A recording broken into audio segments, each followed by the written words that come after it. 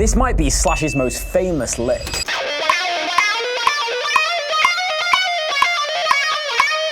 And most guitarists are playing it completely wrong. I know for a fact I was for many years, improvising my way through and not caring too much about note choice or picking accuracy. But over the last 6 years of teaching guitar, I've been asked to teach this dozens of times. It wasn't until I slowed it down and really started to analyze what Slash was doing.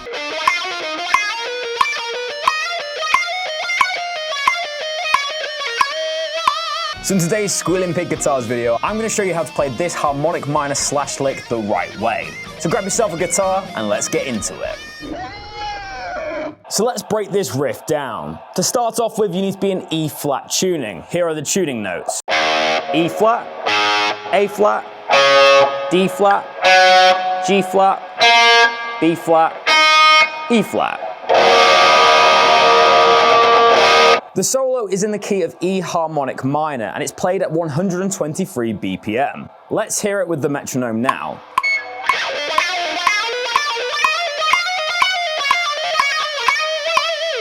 This whole lick is characterized by that E harmonic minor sound. It's got that kind of Spanish influence to it. If you're not familiar with the E harmonic minor scale, it's basically the E natural minor scale with a raised seventh. This is what the E natural minor scale looks like.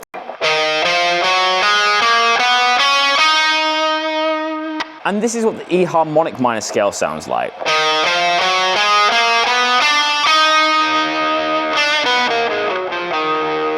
So there's only one note that's changed there. We've taken this minor 7 to be a raised 7th, and that makes it a leading tone, so it has a lot of tension. So this is section 1. So as I just mentioned, we start on the raised 7th of the harmonic minor scale. So that's 8th fret of the G string. I'm using my second finger for that, so I'm going to place it onto the fretboard, and that's going to be a downstroke. One of the main problems I've seen with this lick is getting the picking right. It's mainly alternate picking with a few slides and hammer-ons, but it's very crucial that you start on a downstroke. So we have 8 of the G string, and then we go up to 9 of the G string with the ring finger.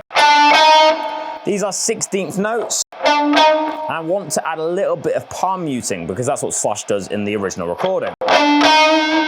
If you're struggling with palm muting, just try to place the fleshy part of your palm onto the bridge where the strings break over. It doesn't need to be a lot of pressure. Actually, the less pressure, the better, and that applies for picking as well. So I'm adding a little bit of palm muting. I then go to 7 of the B string with the first finger. And my picking is down, up, down. I'm then going to hammer on and off the 8 of the B string back to 7 with my second finger. The 8 and the 7 here are 32nd notes. Previously we were playing 16th notes, so we're going to be doubling the rhythm for this section. After that we're going to go 9 of the G string, and then 7 of the B string. That's going to be down, up. So far we have... We're then going to place our pinky onto the 10 of the B string and slide to 12. Again, the alternate picking here is crucial. We want to maintain outside picking, so we're on the outside of the string change. So from 9, I'm going downstroke, up to 7, down to 10, slide. Then we get into the hard section. We're going to stretch to the 8th fret of the E string and play an upstroke, and then go back to 12 of the B string with the pinky.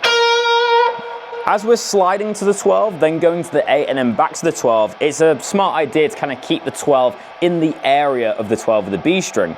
You don't want to necessarily hold on to it like this, because you're going to get that kind of, tense interval. You want to break them up a little bit. So just take the pressure off the string a little bit, but keep it in the area.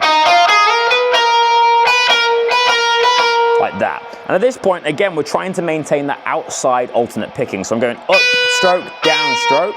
And then I'm going to go to 11 of the E string with the ring finger, go up, and then down to 12 of the B. So that section sounds like this. You see that I'm going up, down, very, very important. So the whole of section 1 is like this.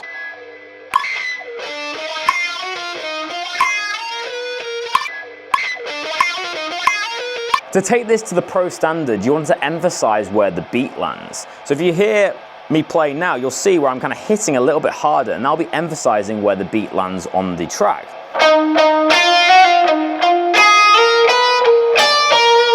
So you see the notes that I made slightly louder will fall on the beat.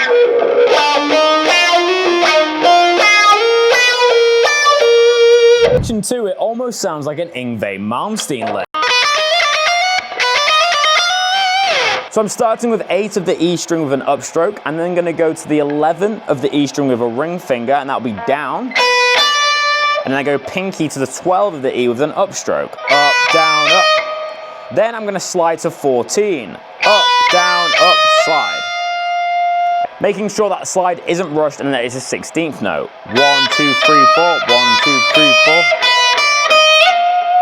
We're then going to go for a downstroke at the 11 of the E and basically repeat a similar phrase. It'll be 11, 12, 14, going first, second, and pinky, down, up, down. And then slide up to 15. So far in section 2, this is what we've got.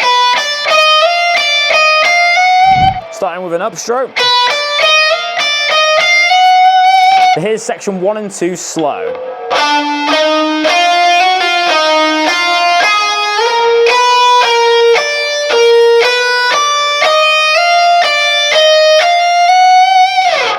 Let's go to section 3.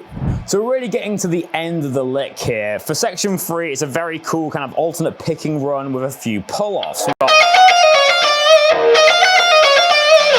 So starting off, we're going to be on a downstroke at the 12 of the E string. I use my first finger, then I'm going to 14 with the second finger, and then 15 with the ring finger. You can also use your pinky finger and ring finger if you prefer. This is down, up, down. I then go up to 14, then pull off to 12. 1, 2, 3, 4, pull off. Then after that, I use the ring finger at the 15 of the B string. That will be a downstroke. And then up to 14. This is really echoing what we did here. And then after that, we're going to go to 16 of the B string. So this will sound like a wrong note. The 16 of the B is often missed by guitar players. It's actually a dissonant note, as you can hear, but when you listen to the isolated recordings and slow it down, you can hear he kind of slips on the last note, but it creates a very unique tone. So if you want to nail this lick, you're going to have to use that 16 of the B string.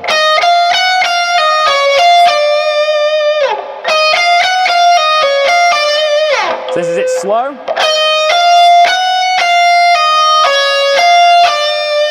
Fast.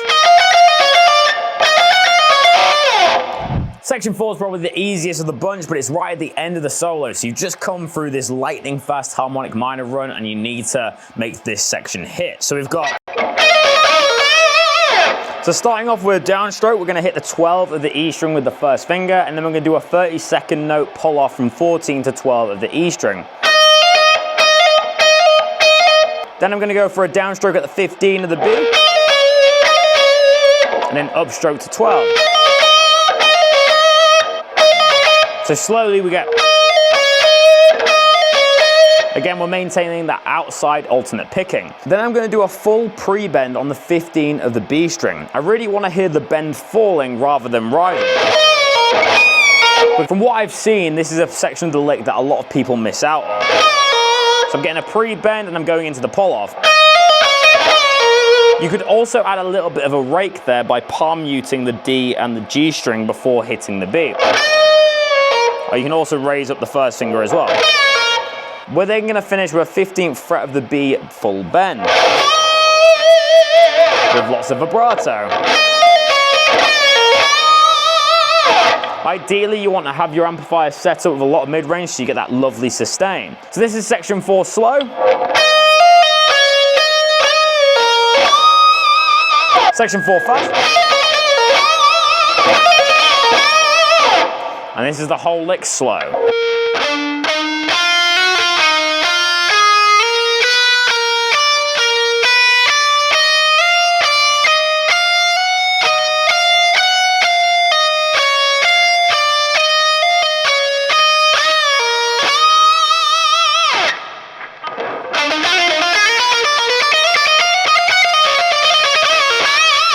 And that's how you play that slash lick correctly. So what should you focus on if you're trying to get this lick up to full speed? Well, firstly, I'd recommend playing it in chunks, like the sections that I've given you today, just little 4-note increments, and play that with the metronome and get used to the technique. The main things you want to prioritize is the alternate picking, outside picking, as I was mentioning several times in the episode. This is so important for getting that speed, but also getting the accuracy. Then number 2 is making sure you don't do the slides too quickly. Make sure not to put too much pressure on the slide and keep it light. This means you're more likely to stay in time. And then number 3 is dynamic, one of the most important elements of Slash's guitar playing. You don't want this lick to just be monotonously the same dynamic. As we mentioned, we want peaks where the beat will intercept the lick, so making sure you're hitting it a little bit harder. We mentioned this previously, but making sure we kind of pop out the notes where the beat will fall. If you combine all these elements together, you will be able to play this Slash lick from Sweet Child of Mine. So now that I've shown you how to play this amazing lick from Sweet Child of Mine, I'm going to put a strap on this guitar, I'm going to turn up this amplifier, and I'm going to perform the entirety of the Sweet Child of Mine solo so you can hear this lick in context. Let's do it.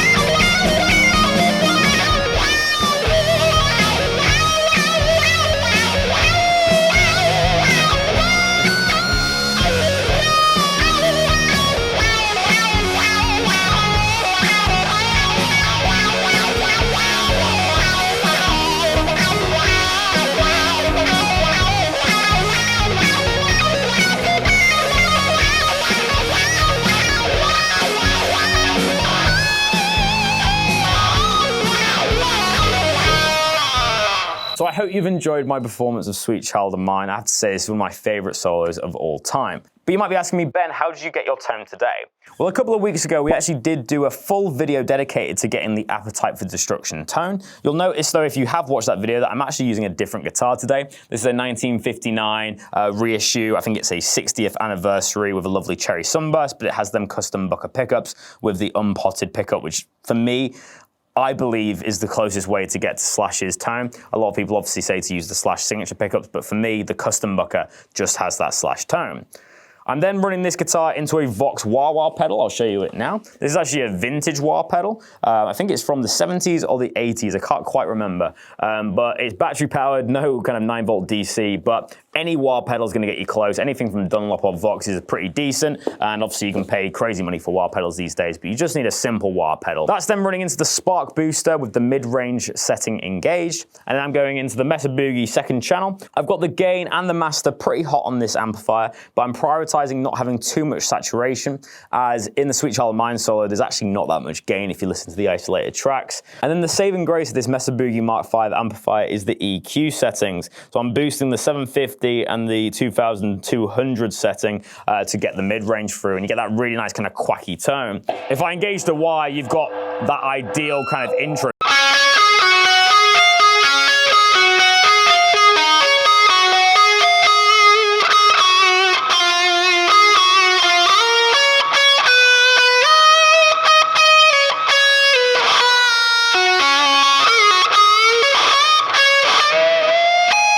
So really the secrets to the Slash tone is a bunch of mid-range, use a decent booster pedal, and have a nice wah-wah pedal with a decent set of unpotted pickups. But that's how I got the Slash tone today. So guitarists, it's the end of another Squealing Pig Guitars video. I really hope you've enjoyed this one today. If you'd like to see more lesson videos on the channel, make sure to hit the like button and hit the hype points button down below. Also comment your thoughts about this lesson video and what other artists or songs you'd like to see me cover next. And finally, if you're new to Squealing Pig Guitars, make sure to hit that big red subscribe button. We're on the road to 100,000 subscribers, and we could definitely do with your help. So if you're new to the channel, hit that subscribe button. So I hope you've got something from today's episode and you're all able to shred this Slash harmonic minor lick. It's one of my favorites from this solo, and it's probably one of the most iconic Slash licks of all time. Remember the alternate picking, the dynamics, and the slides, and you'll get a lot closer to it. I'm going to leave a free PDF down below if you'd like to check out the tabs for today's video. And all I ask is that you hit subscribe, hit the like button, and comment down below to show your appreciation. But that is all from me today. My name is Ben Keightley, this is Squealing Pig Guitars, and I'll see you shortly for another episode. But until then, keep rocking, guys. I'll see you soon.